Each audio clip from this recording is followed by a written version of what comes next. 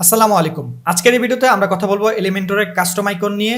কোথা থেকে আমরা কাস্টম আইকন ডাউনলোড করব, কিভাবে ডাউনলোড করব এবং সেটা কিভাবে আপলোড করব আর কিভাবে সেটা আমরা আমাদের ওয়েবসাইটে ব্যবহার করব, এই প্রসেস নিয়ে আজকের এই ভিডিওতে আমি আপনাদের সাথে আলোচনা করব এবং আমি আপনাদের প্র্যাকটিক্যালি দেখাবো কিভাবে আপনারা কাস্টম আইকন ডাউনলোড করতে পারবেন এবং কোন কোন ওয়েবসাইট থেকে আপনারা কাস্টম আইকনগুলো ডাউনলোড করতে পারবেন এবং সেটা আপলোড করে আপনি আপনার ওয়েবসাইটে ব্যবহার করতে পারবেন। বাই দ্য ওয়ে, এখন পর্যন্ত যারা আমার চ্যানেলটা সাবস্ক্রাইব করেননি তারা লাল সাবস্ক্রাইব বাটনে ক্লিক করে সাবস্ক্রাইব করে ফেলবেন, আর যারা অলরেডি আমার চ্যানেলটা সাবস্ক্রাইব করেছেন তাদেরকে অসংখ্য ধন্যবাদ। সো চলেন আমরা আমাদের ওয়ার্ডপ্রেসের ড্যাশবোর্ডে চলে যাব। সো এখান থেকে আমরা যেটা করব, আমরা এলিমেন্টর থেকে কাস্টম আইকনে ক্লিক করব। কাস্টম আইকনে ক্লিক করে আমরা এই অ্যাড নিউতে ক্লিক করব। অ্যাড নিউতে ক্লিক করে প্রথমে আমাদের এখানে একটা নাম দিতে হবে। সো চলেন আমরা একটা নাম দিয়ে দিই। সো আমি এখানে কাস্টম আইকন নাম দিয়ে দিলাম। ওকে, তো নাম দেওয়ার পরে আমাদের আইকন ডাউনলোড করতে হবে। তো আমরা কোন ওয়েবসাইট থেকে আইকন ডাউনলোড করব? আপনি যদি এখানে খেয়াল করেন তাহলে আপনি এখানে দেখতে পাচ্ছেন Fontello, icon moon or font stack, এই তিনটা ওয়েবসাইট থেকে আপনি আইকন ডাউনলোড করতে পারবেন। সো আমি যদি এটা গুগল উইথ করি, সো সার্চ উইথ গুগলে দেই, তাহলে আমাদের এই ওয়েবসাইটটা চলে আসবে। এখানে আমরা ক্লিক করব। ক্লিক করলে আপনি এখানে দেখতে পারবেন আপনার এই ফন্ট পেজটা লোড নেবে।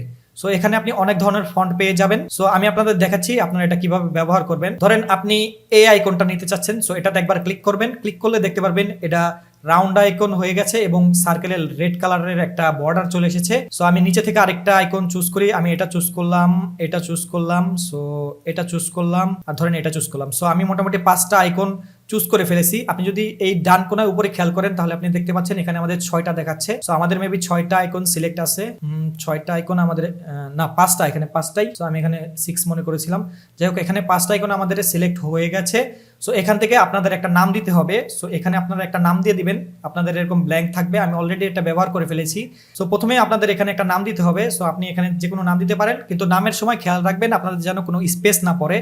যদিও স্পেস পড়ে সেটা এটা কেটে দেয়। আমি আপনাদের দেখাচ্ছি। আমি যদি এখানে মাই ফন্ট লিখি, মাই ফন্ট লিখে আমি যদি এখানে ক্লিক করি তাহলে দেখতে পারবেন স্পেসটা কেটে গেছে। তো এখান থেকে আপনি এটার সাইজ বড় ছোট করতে পারবেন। সো এটা ম্যাটার করে না, কারণ আপনি এলিমেন্টরের ভিতরেই আপনার আইকনের সাইজ রিসাইজ করতে পারবেন অথবা চেঞ্জ করতে পারবেন। তারপরে আপনি যদি এই সেটিং আইকনে ক্লিক করেন তাহলে এখানে আপনি আপনার আইকনের যে প্রেফিক্স এটার নাম চেঞ্জ করতে পারবেন। আপনি যদি অ্যাডভান্স ফন্ট সেটিংয়ে ক্লিক করেন তাহলে এখান থেকে আপনি আপনাদের আইকনগুলো আরো ভালোভাবে দেখে নিতে পারবেন। সবসময় মনে রাখবেন এই এনকোডিং এর জায়গায় অবশ্যই আপনার ইউনিকোড সিলেক্ট করতে হবে। যদি এটা ভালোভাবে আপনি সিলেক্ট না করেন তাহলে আপনার এই আইকনগুলো আপনার যে এলিমেন্টরের পেজ আছে ওইখানে ভালোভাবে শো হবে না। সো অবশ্যই এই অ্যাডভান্স ফন্ট সেটিংয়ে এসে এনকোডিং ইউনিকোড সিলেক্ট করে দিবেন এবং সিলেক্ট করে সেভ করে দিবেন। তারপরে আপনি এই ফোনটা ডাউনলোড বাটনে ক্লিক করবেন। ক্লিক করলে এটা লোড নিয়ে আপনাদের ডাউনলোড দেখাবে। সো এটা ডাউনলোড করে ফেলবেন। ডাউনলোড করে আমরা যদি ফোল্ডারতে যাই, সো আমাদের এই হলো ফাইলটা। সো আমাদের আগে একটা ফন্ট ডাউনলোড করা ছিল। সো আমাদের এটা হলো নতুন ফন্ট 38 কেবি। সো চলেন এটা আমরা ওইখানে আপলোড করে দিব। আমাদের এখানে আমরা এটা আপলোড করব। অবশ্যই আমাদের এই ফন্টটাই আপলোড করতে হবে। দেখেন এখানে বলছে .zip ফাইল আমাদের আপলোড করতে হবে।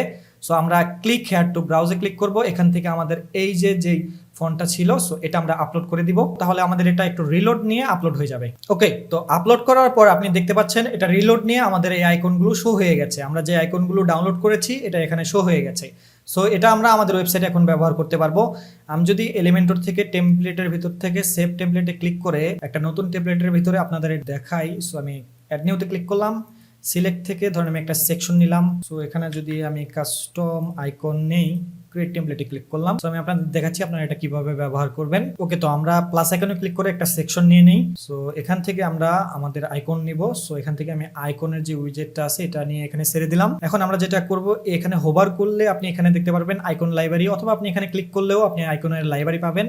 সো এখানে যদি যান তাহলে আপনি নিচে দেখতে পাচ্ছেন এখানে কাস্টম আইকন নামের একটা ট্যাব চলে এসেছে। কাস্টম আইকনে ক্লিক করার পর আপনি দেখতে পাচ্ছেন আমাদের এখানে 5টা যেই কাস্টম আইকন আমরা আপলোড করেছিলাম সেটা কিন্তু চলে এসেছে। সো আমরা যদি এটাতে ক্লিক করে সিলেক্ট করে ইনসার্টে ক্লিক করি তাহলে আপনি দেখতে পাচ্ছেন আমাদের এখানে অলরেডি আইকনটা চলে এসেছে। ওকে, তো আপনি এটার ভিউ চেঞ্জ করতে পারবেন। এখানে ক্লিক করে আপনি স্ট্যাক করতে পারবেন, অথবা এটা সার্কেল থেকে স্কোয়ার করতে পারবেন, এটা ফ্রেম করতে পারবেন, আপনার মনে ইচ্ছা মতো কাস্টমাইজ করতে পারবেন। এটার উইডথটাও আপনি চেঞ্জ করতে পারবেন। সো এটার হাইট, সাইজ, প্যাডিং, এগুলো সবকিছু আপনি চেঞ্জ করে নিতে পারবেন। সো আমি আপনাদের আবার দেখাচ্ছি। সো এখান থেকে আমরা আমাদের এই কাস্টম আইকনে ক্লিক করলে এখান থেকে আমাদের এই আইকনটাও চুজ করে আমরা এটা সেট করতে পারবো। সো এভাবে আপনি কাস্টম আইকন ফন্ট টিলো থেকে ডাউনলোড করে আপনি ইউজ করতে পারবেন। সো আপনি আরও যে 2টা ওয়েবসাইট আছে ওইটার থেকেও ডাউনলোড করে ইউজ করতে পারবেন, কিন্তু সেখানে আপনাদের অ্যাকাউন্ট খুলে তারপরে আপনি আইকন ইউজ করতে পারবেন, কিন্তু সবগুলো আইকন আপনি ইউজ করতে পারবেন না, সেখান থেকে আপনার প্রিমিয়াম প্যাকেজ কিনে তারপরে আইকন ইউজ করতে হবে। সো আমি আপনাদের রিকমেন্ড করব আপনি ফন্টেলো থেকে আইকন ডাউনলোড করে ইউজ করবেন। সো এই হলো প্রসেস, এই প্রসেসে আপনি কাস্টম আইকন ডাউনলোড করে আপনার ওয়েবসাইটে ব্যবহার করতে পারবেন।